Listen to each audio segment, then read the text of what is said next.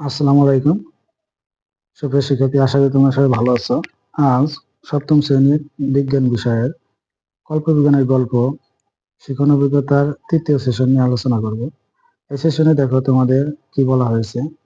যে প্রশ্নটি করা হয়েছে, মহাবিশ্বের সৃষ্টি নিয়ে কোন তথ্যটি তোমার কাছে সবচেয়ে চমকপ্রদ মনে হয়েছে?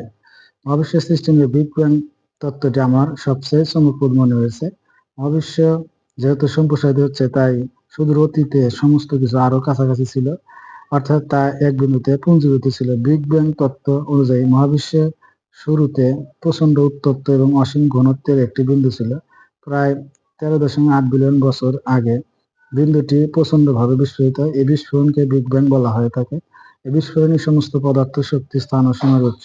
অসীম ঘনত্বের প্রচণ্ড উত্তপ্ত একটি ক্ষুদ্র বিন্দুর বিস্ফোরণের মাধ্যমে এই প্রকাণ্ড বিশ্বব্রহ্মাণ্ড সৃষ্টির ঘটনা প্রকৃতপক্ষে বিস্ময়কর।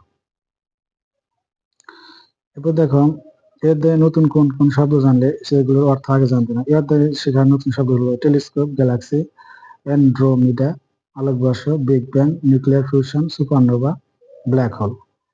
তো এখানে আমরা এগুলোর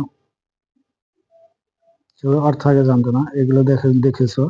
মহাবিশ্বের ধারণা নিয়ে মানুষের ধ্যান ধারণার সময়ের সাথে পরিবর্তিত হয়েছে কিসের ভিত্তিতে? এই প্রশ্নে এখানে দেখো, প্রাচীনকালে মহাবিশ্বের ব্যাখ্যা করার জন্য বিভিন্ন তত্ত্বের আশ্রয় নেওয়া হতো। প্রাচীনকালের থেকে মানুষ মনে করতো যে সে সবকিছুর কেন্দ্রে অবস্থিত। বিজ্ঞানের উন্নতির সাথে সাথে সূর্য কেন্দ্রিক সৌরজগতের ধারণা প্রবর্তিত হয়। ধীরে ধীরে জ্যোতির্বিদরা আবিষ্কার করেন সূর্যের মতো কোটি কোটি নক্ষত্র আমাদের এই গ্যালাক্সিগুলিতে। কয়েকশো বছর পর্যন্ত জ্যোতির্বিদদের কাছে মহাবিশ্ব বলতে আমাদের এই গ্যালাক্সিটি ছিল। তারপর 1920-এর দশকে উন্নত টেলিস্কোপের কল্যাণে জ্যোতির্বিদরা আমাদের গ্যালাক্সির বাইরে অন্যান্য গ্যালাক্সি দেখতে পান। আমাদের গ্যালাক্সির মধ্যে কোটি কোটি নক্ষত্র দিয়ে তৈরি। তাই মহাবিশ্বের ধারণা নিয়ে মানুষের ধ্যান ধারণা, বৈজ্ঞানিক তত্ত্ব গবেষণা ভিত্তিতে সময়ের সাথে ক্রমশ পরিবর্তিত হয়েছে। এরপরে, তুমি নিজে কি কখনো রাতের আকাশে লক্ষ্য করেছো তোমার নিজের কোনো পর্যবেক্ষণের সাথে সূর্যকে ঘিরে পৃথিবীর ঘূর্ণন, সৌরজগতের অন্যান্য গ্রহ, উপগ্রহ, নক্ষত্রমণ্ডলী ও গ্যালাক্সি ইত্যাদির কোনো সম্পর্ক খুঁজে পাও? আমি রাতের আকাশে ভালোভাবে লক্ষ্য করেছি, পৃথিবীর নিজ অক্ষের চারিদিকে পূর্ব থেকে পশ্চিম দিকে ঘুরতে থাকে। তাই রাতের আকাশের দিকে খুব ভালোভাবে খেয়াল করলে বা লক্ষ্য করলে দেখা যায় নক্ষত্ররা পূর্ব দিক থেকে পশ্চিম দিকে সরে যায়। গল্পটার প্রেক্ষাপট ও মূল বিষয়বস্তু কি? গল্পটার প্রেক্ষাপট ও মূল বিষয়বস্তু হচ্ছে পৃথিবীর দিকে ধেয়ে আসা অন্য একটি গ্রহের সাথে পৃথিবীর সংঘর্ষ অনিবার্য হয়ে পড়েছে। হাতে সময় আছে মাত্র 1 বছর। এই সংঘর্ষের হাত থেকে পৃথিবীকে রক্ষার জন্য একদল বিজ্ঞানীরা প্রাণান্তকর চেষ্টায় এই গল্পের প্রেক্ষাপট।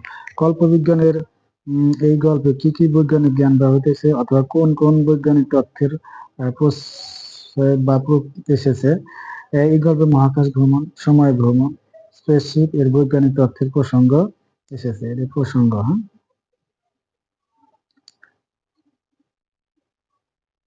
আজ এই পর্যন্ত। পরবর্তীতে অন্য সেশনে আলোচনা করার আগে আমরা এটা দেখে নেব, এই গল্পে বৈজ্ঞানিক কোনো তথ্য ভুলভাবে উপস্থাপন করা হয়েছে বলে তোমার মনে হয়েছে, সেটা কি এবং কেন তোমার এটা মনে হলো? এই গল্পে একটি বৈজ্ঞানিক তথ্য বা ভুলভাবে উপস্থাপন করা হয়েছে। এই গল্পে মহাকাশচারীদের একটি দল এন্ড্রোমিডা গ্যালাক্সিতে গিয়ে ধেয়ে আসা গ্রহ ধ্বংসের জন্য প্রয়োজনীয় উপাদান সংগ্রহ করে গ্রহ ধ্বংসের জন্য ফিরে আসে।